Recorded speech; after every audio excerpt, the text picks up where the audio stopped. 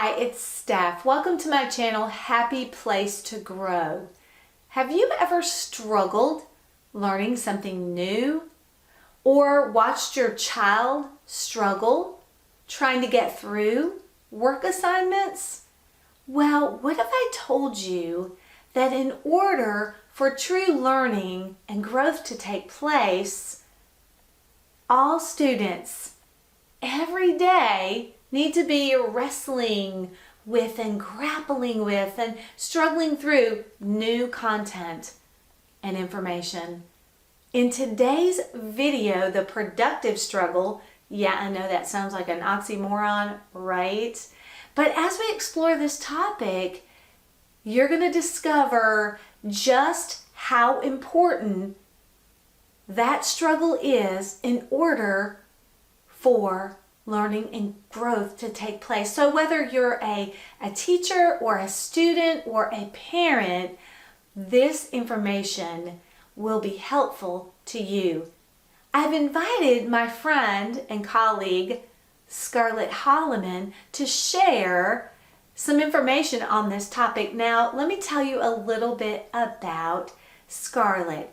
She has a bachelor's degree in middle school education, a master's degree in elementary education, and she has her certification as an AIG teacher. And most recently, she has stepped into the role of instructional coach, which she has done for 6 years. Prior to that, she taught in the classroom for 20 years. So she's bringing to us a plethora of information. So I want you to listen in as Scarlett lets us know a little bit more about why and how the productive struggle is so important to learning and growth. So, all right, stay tuned as Scarlett shares with us. Hi, I'm Scarlett Holloman. I'm the instructional coach here at East Bend Elementary School, and I want to spend a little bit of time talking to you about productive struggle. The purpose of it in our classroom, and the purpose of it in a child's life, and the purpose of it just as human beings. So when we think about productive struggle, educationally, we as teachers think about providing those opportunities every day in our classrooms to have our students grapple with things. When the standards that we have to teach our students are rigorous, and we want them to be able to do and be successful with these standards when we're not with them. So there are opportunities throughout your child's day where we are constantly providing with them opportunities to be able to do things by themselves. Now that doesn't mean that we don't provide supports for them. We've done lots of modeling for your students. We've done lots of collaborative conversations with your students and allow them to work together, and we've guided them through that. But there are lots of times that we provide independent learning for your students to be able to try it on their own. And when they try it on their own, we're then able to see what can they do well and what other kind of supports they need to be able to be proficient with that particular skill. So in thinking about what parents can do in order to help encourage this productive struggle is when you see your child at home struggling, whether it's they're learning how to tie their shoes, or maybe they're learning how to do a chore around the house, or maybe it's homework. If you will allow them the opportunity to just struggle with it a little bit. We don't want our children to be in tears because we're nurturers and we want to provide a safe space for them. But really, when we make mistakes, neuroscientists have learned through brain research that that's when those neurons in our brains start working together and they create new pathways, and that's when we learn. So if we're always rescuing our students and our children from making mistakes, then their brains aren't growing in the way that it needs to grow in order for them to become independent learners. So allow them to make those mistakes. Teach them, guide them, model for them how to brush their teeth and tie their shoes and empty the dishwasher and ride a bike. But we can't constantly be protecting them from mistakes and failures, because that is really what allows them to become independent. And that's our goal. That's our goal as teachers. We want our students to be able to do those academic skills without us, because there are times that we can't be there to support them for assessments. And you as parents, you want your child to be able to grow up and to be able to be independent of you. So providing them those opportunities to grow and to make mistakes allows for them to be able to know how to learn and do that on their own. When we think about homework, I talked about chores around the house. Your child's going to be able to ask to do things at home, whether it's reading on their own or reading with you, or maybe it's math. I know oftentimes we as parents get frustrated with helping our child with math, but I promise you that what they bring home for homework, those are skills that have been practiced and supported at school. So allow them to work through that, allow them to do their homework, and that we don't jump in and do the homework for them, because that's their time to really show what they can do independently.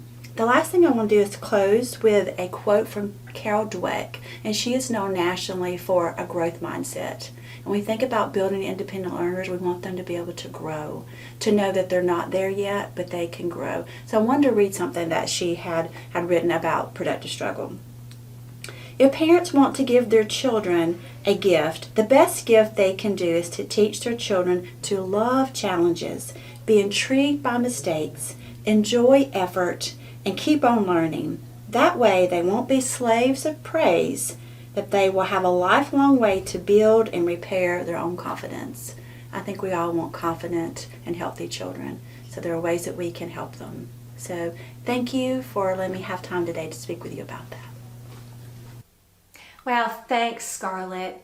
That was really interesting. Now, I know if you're like me, sometimes when I hear a speaker speak, there's so much information, I can't take it all in. So I thought it would be helpful to you if I just recap and go through a few important points that Scarlett spoke of. So the first thing I heard her say was that the productive struggle has a purpose, that it's important for our children, our students to struggle and grapple with information, because the standards that they're facing are very rigorous, and that even though we're there to teach, guide, and support and help our children, our students, we also have this ultimate goal to help them work toward independence. And so by not always rescuing them, by allowing them to work out and even make mistakes, that is so powerful in helping them to gain the confidence they need as they're working independently. They know they can work on their own. And I also heard her saying, and this to me was so powerful, that in order for our brains to grow, we have to make mistakes, because it's in that time, in the time that we're making those mistakes, our brain is actually developing new pathways. So it is growing. So we know if we're rescuing and not allowing our students to make mistakes, their brain can't grow. That's interesting. Now, I love that she closed up with thoughts about growth mindset from Carol Dweck. I have two takeaways from her quote. Number one, I heard her say that challenges are gifts. Who would have ever thought that? My favorite thought in that quote was that we should teach our children, our students, to enjoy effort. That's powerful. Well, this definitely was amazing information. So don't avoid the struggle. Allow children, your child, your students to work things out.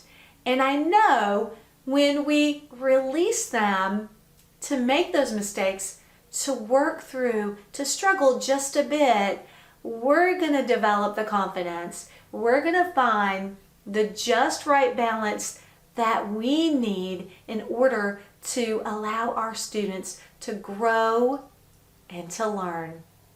All right, if this video has been helpful and you've liked it, please don't forget to give me a thumbs up. Also, follow my channel, Happy Place to Grow. And until our next video, as always, Have a good one.